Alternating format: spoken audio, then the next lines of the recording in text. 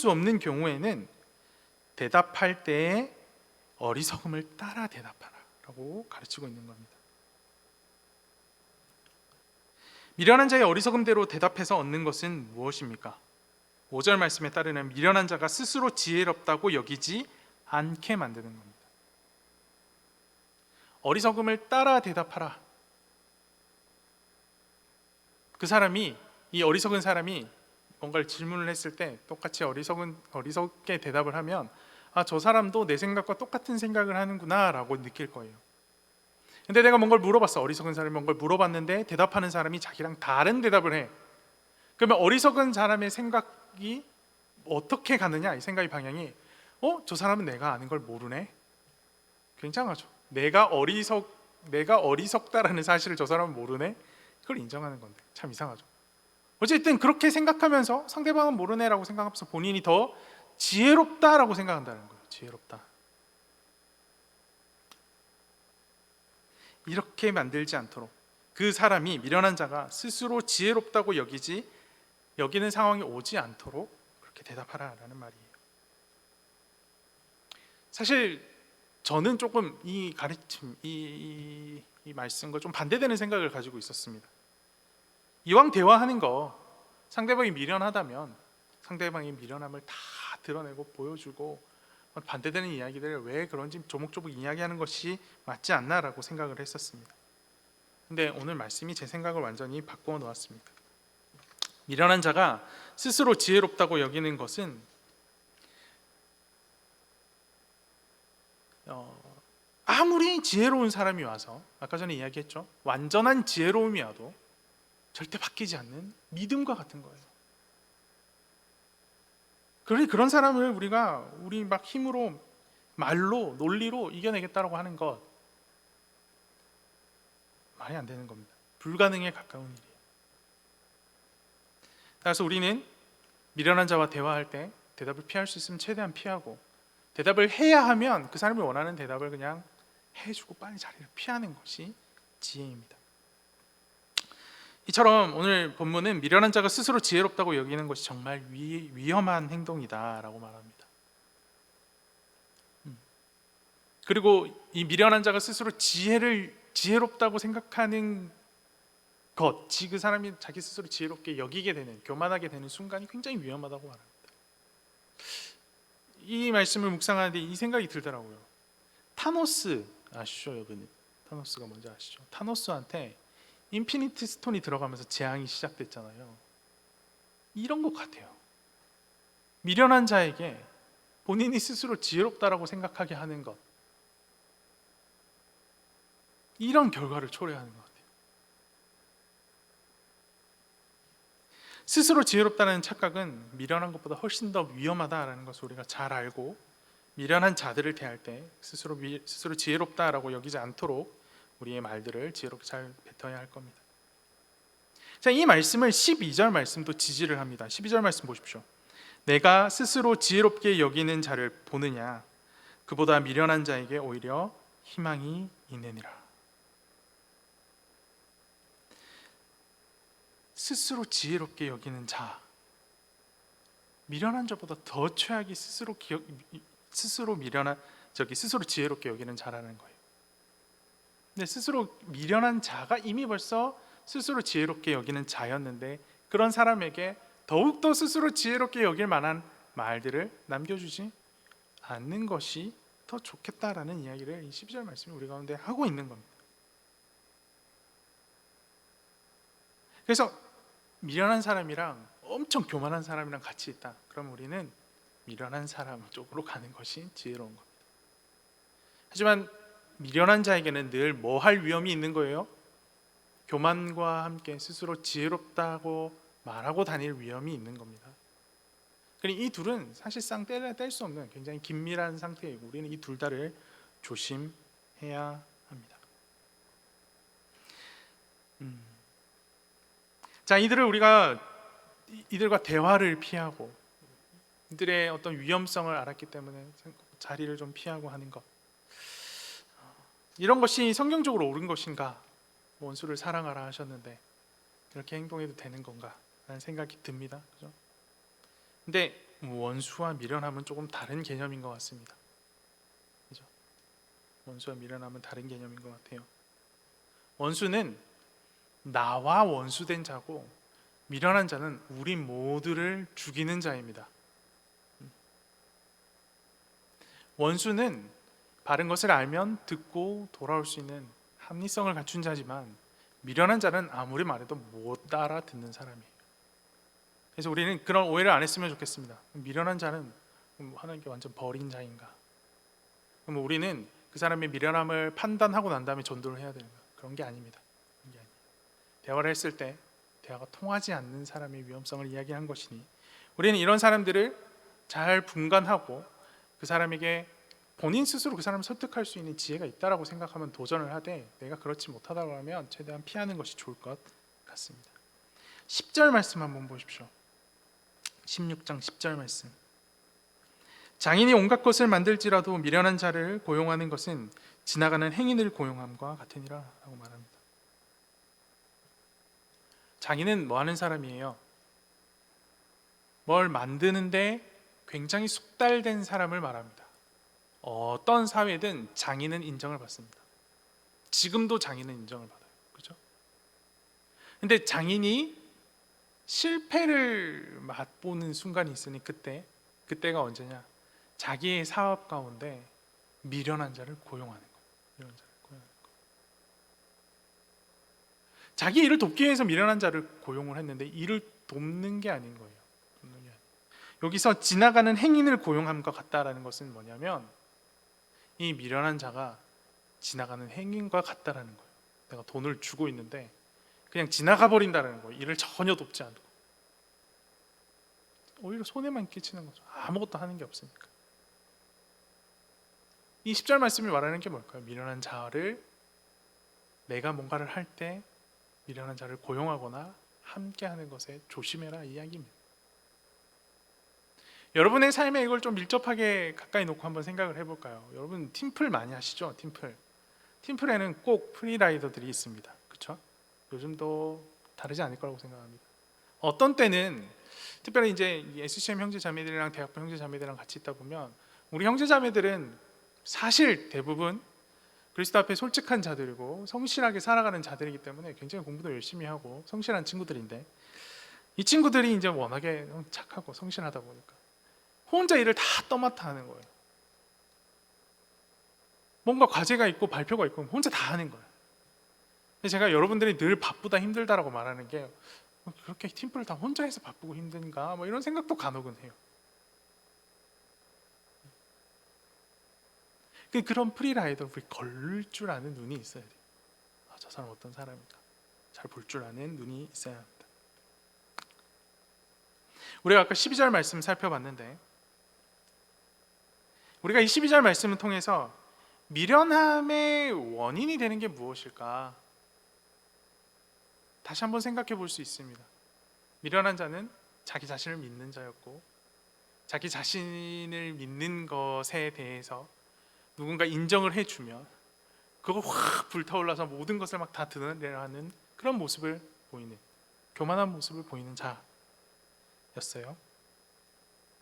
그런데 그 원인, 다시 한번 이야기하지만 어디서부터 시작해요? 스스로 지혜롭게 생각하는 것에서부터 시작하는구나 라는 것을 우리가 생각해 볼 수 있어요.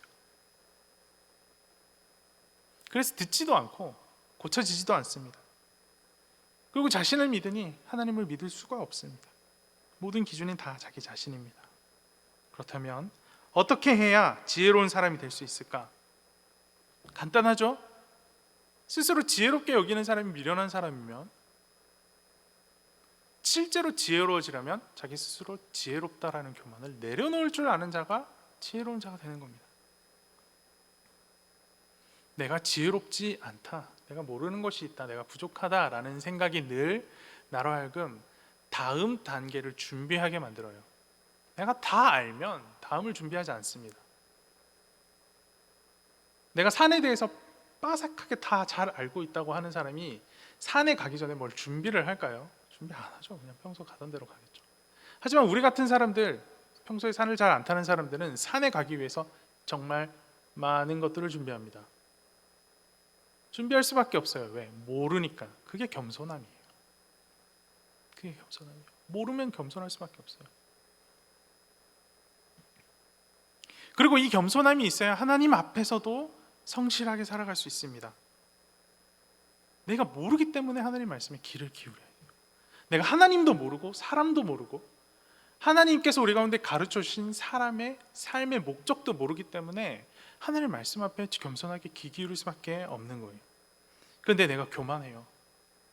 나 어려서부터 태어날 때 엄마 뱃속에서부터 교회를 다녔는데 내가 지금 20살 먹도록 교회 분에 얼마나 잘 익숙한데 나 하나님 다 아는데 말씀 덮어놓고 다 아는데 주기도문 어디 있어요? 물어보면 모르겠어요.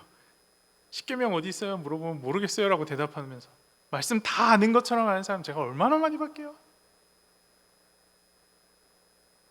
그런 교만함을 가진 자들 신앙생활 성실히 하냐고요? 안 해요.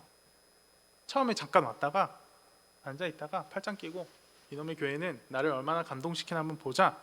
보다가 내 주변에 안 맞네. 서울에 저 큰 교회들 뭐 음향도 빵빵하고 찬양팀도 빵빵하고 목사님 설교도 빵빵한 교회 많은데 내가 뭐 이딴 교회 다녀 하면서 떠나요. 그렇게 떠났다가 나중에 결국 신앙생활 안 하는 모습으로 발견되어져요. 뭐를 못 버려서 그래요?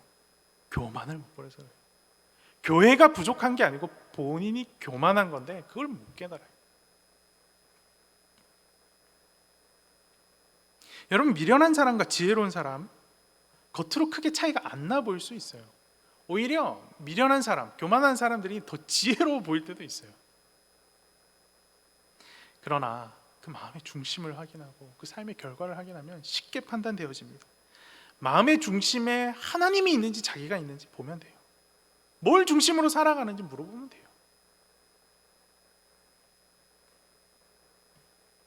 주님 붙잡고 말씀 의지하며 걸어갈 때 겸손히 나를 내려놓고 겸손하게 주님 의지할 때 그때 우리는 지혜로워질 수 있습니다. 여러분, 공생의 기간 동안 예수님께서는 늘 기도하는 삶을 사셨습니다. 새벽에 일찍 일어나셔 새벽 미명 일찍 일어나셔서 아무도 없는 곳을 찾아갔어요. 늘 제자들이 예수님 엄청 핫한 피플이셨어요. 그러셔가지고 어디 갈 때마다 사람들이 계속 따라다녀서 막 밖에서 막 같이 수경하고 야영하고 막 그렇게 사셨던 것 같아요. 근데 새벽이 되면 혼자 일어나셔서 조용한 곳을 찾아가십니다. 거기 가셔서 뭐 하시냐? 기도하세요. 기도하셨어요. 기도가 뭐예요? 하나님 뜻을 묻고 그 하나님 뜻에 내가 순종하겠다고 결단하는 시간이죠. 예수님, 지혜 그 자체이신, 말씀 그 자체이신 예수님도 그 중심에 자신을 두지 않고 누굴 두신 거예요? 자신의 아버지, 자신을 보내신 하나님을 두신 겁니다. 그 겸손함, 새벽에 일어나서 기도하셨던 그 겸손함을 우리는 기억해야 합니다. 어려운 문제, 힘겨운 문제 앞에서 늘 기도하시는 모습들 우리는 기억해야 됩니다. 땀방울이 핏방울이 되도록 하나님의 뜻을 물었던 겸손함을 우리는 기억해야 합니다. 지혜 그 자체이신 분이 늘 묻고 기도했다라는 것은 우리에게 시사하는 바가 굉장히 큽니다. 우리의 교만을 내려놓고 하나님께 겸손히 묻고 주어진 말씀 따라 살아가는 것, 그것이 우리를 겸손으로 이끄는 삶이며 지혜로 이끄는 삶입니다. 이런 삶을 살아서 미련함에서 벗어난 인생, 미련함을 구분하여서 그 미련함이 주는 위험을 피할 수 있는 인생이 되기를 간절히 소망합니다. 함께 기도합시다.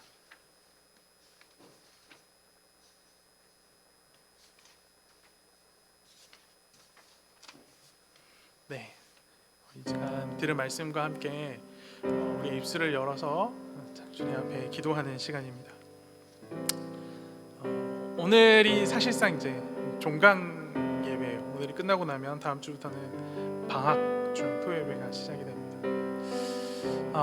방학 중에 여러분의 삶은 어떻게 계획되고 있습니까? 다양한 많은 것들을 생각하고 있을 텐데 오늘 들은 말씀과 함께 방학 중에 우리의 계획들 가운데 혹시 미련함이 묻어나진 않은지, 혹시 내가 미련한 자의 말에 귀 기울이고 살아가고 있지는 않은지, 참된 지혜이신 하나님의 말씀에 귀 기울이를 선택하고 있는지를 좀 돌아봤으면 좋겠습니다. 그리고 이 시간 결단할 때 내가 방학 중에 어떤 삶을 산다 할지라도 주님 말씀과 함께 살겠습니다라고 결단했으면 좋겠습니다. 내 교만 내려놓고 이 방학을 내 힘대로 내가 원하는 대로 다 이루어낼 수 있다라는 착각에서 잠깐 벗어나서 주의 말씀대로 살겠습니다. 그렇게 살 수 있도록 말씀 읽는 삶, 기도하는 삶 제 삶 가운데 주님 회복시켜 주십시오. 말씀 읽는 즐거움을 회복시켜 주시고 기도 가운데 주님을 만나는 은혜를 누릴 수 있도록 함께 해주세요. 주님 도와주세요. 이렇게 함께 기도하며 나아갔으면 좋겠습니다. 주님 앞에 겸손함으로 지혜를 회복하는 대학로 형제자매들이 되기를 이 시간 함께 기도합시다. 기도함으로 나아갑니다. 주님 감사합니다. 오늘 말씀과 함께 미련한 자가 얼마나 위험한 인생을 사는지, 미련한 자가 우리 삶의 주변에서 얼마나 많은 어려움들 우리 가운데 미치는지, 그들의 이야기를 들었을 때 우리의 삶이 얼마나 위험해지는지 알았습니다. 또한 우리가 그런 미련한 자가 되지 말아야 되겠다는 사실 또한 마음에 결단했습니다.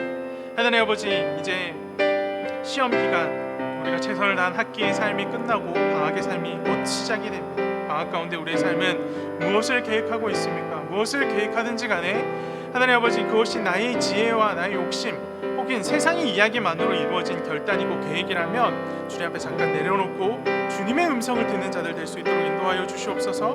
무엇보다 하나님 아버지, 하나님 우리가 내린 모든 계획들이 미련한 자들의 이야기의 소리를 아는지 분별할 수 있도록 주의 말씀에 귀 기울이게 하여 주시옵소서. 주님 앞에 기도하는 삶 살게 하시고 말씀 읽는 삶 놓치지 않고 살게 하소서. 방학의 삶 가운데 타락하기 쉽고 방학의 삶 가운데 벗어나기 쉬운, 하나님에게서 벗어나기 쉬운 많은 환경들이 우리 가운데 주어지는데 그때마다 주님, 내가 주님 앞에 기도하는 삶, 말씀 읽는 삶 놓치지 않도록 나에게 은혜를 허락하여 주시옵소서. 주님, 우리 가운데 기도의 즐거움을 허락하여 주시고 말씀이 꿀송이보다 더 단 것을 날마다 경험하며 살 수 있게 하소서.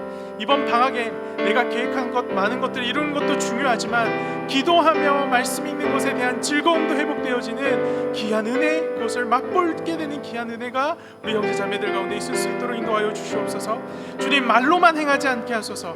그런 삶들을 진정으로 원한다면 우리의 삶을 그렇게 바꾸어 가는 것이 지혜로운 자의 삶의 모습임을 기억합니다. 기도하길 원하면서 교회를 떠나는 것, 말씀 읽길 원하면서 말씀을 덮어놓는 것 어리석은 행동임을 기억하게 하시고, 기도하길 원한다면 교회를 가까이 하고 주님을 더욱 사모하고 말씀 듣길 원한다면 주어진 말씀 펼쳐서 읽는 우리 그루터기 대학부 형제자매들이 될 수 있도록 인도하여 주시옵소서.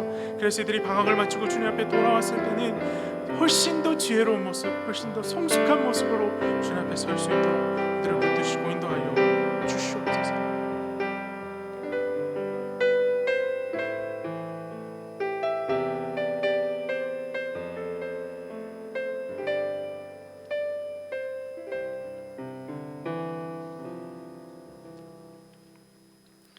사랑과 자비가 충만하신 하나님 아버지, 예수 그리스도의 겸손함을 닮기를 간절히 소망합니다. 지혜의 그 자체이셨던 분, 그분조차도 주님의 보내심을 기억하며 겸손하게 하나님의 말씀 앞에 순종하며 늘 따랐던 것을 기억하오니, 주님, 우리도 예수님 닮아서 하나님 앞에 겸손한 자, 늘 기도하며 주의 말씀을 따르기를 결단하는 자들이 될 수 있도록 인도하여 주시옵소서. 주님, 어려운 시험 기간을 보내고 있습니다. 시험을 감당하는 우리 모든 형제자매들 가운데 지혜와 집중력과 건강을 허락하셔서 시험 공부, 한 학기의 삶을 마무리하는 것에 있어 어려움 겪지 않을 수 있도록 붙들어 주시고, 모든 것 최선을 다해 감당한 후에 주님께서 도우셔서 감당할 수 있었다라는 은혜의 고백들이 가득할 수 있도록, 기도로 그 모든 과정들을 감당할 수 있도록 인도하여 주시옵소서. 더불어 이제 시험이 끝나면 방학의 삶이 시작이 되는데, 이 방학의 삶 가운데 예수 그리스도 닮아 지혜롭게 되어지는 은혜가 있기를 소망하오니, 주여, 이들이 방학의 삶을 자신의 힘대로 자신의 뜻대로만 인도해 가는 것이 아니라 그 가운데 하나님의 뜻을 묻고 하나님께 기도하는 자들이 될 수 있도록 인도하여 주시옵소서. 하나님의 뜻을 묻고 주님께 기도하는 것이 그들을 진정으로 지혜롭게 만든다라는 사실을 잊지 않게 하여 주시고, 성령 충만함으로 하나님의 자녀다운 삶, 주님 더욱 닮아가는 삶으로 그들을 이끌어 주시옵소서. 그래야 해서 방학을 마치고 다시 모여 주님 앞에 예배할 때에는 지금보다 훨씬 지혜로워진 삶, 지금보다 훨씬 주님 앞에 성숙하여진 신앙인의 모습을 갖출 수 있도록 은혜를 더하여 주시옵소서. 이제는 우리 주 예수 그리스도의 은혜와 하나님의 사랑과 성령의 교통하심이 주님 앞에 참된 지혜로운 자로 살겠습니다. 더욱 지혜롭길 원합니다. 라고 주님께 구했던 우리 모든 구루터기 대학부 형제 자매들 머리 위에 이제로부터 영원까지 함께 있을지어다. 아멘.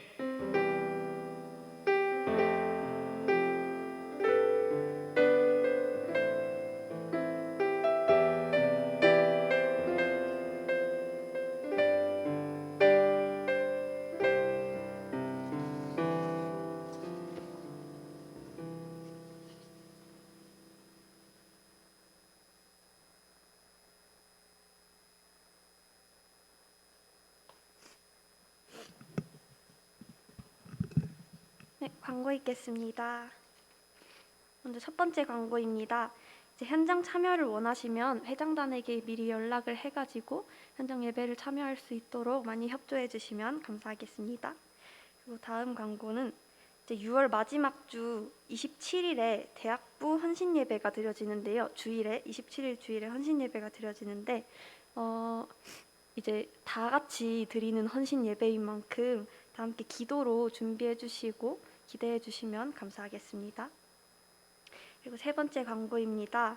이제 헌신 예배를 준비하기 위해서 회장단들이 그 단톡방에 공지한 대로 사진과 영상들을 받고 있는데 22일까지라고 저희가 공지를 했어요. 근데 아직 많이 모아지지를 않아가지고 좀 바쁘시겠지만 많이 참여를 해주시고 준비를 해주시면 감사하겠습니다. 그래서 20일까지 사진은 최건명 형제에게, 영상은 저에게 보내주시면 감사할 것 같습니다. 네, 마지막으로 이제 예배 후에 단톡방에 줌 링크를 보내드릴 건데 이제 줌을 통해서 함께 나눔하면 좋겠습니다. 줌에서 뵙도록 하겠습니다. 예배 마치겠습니다. 샬롬.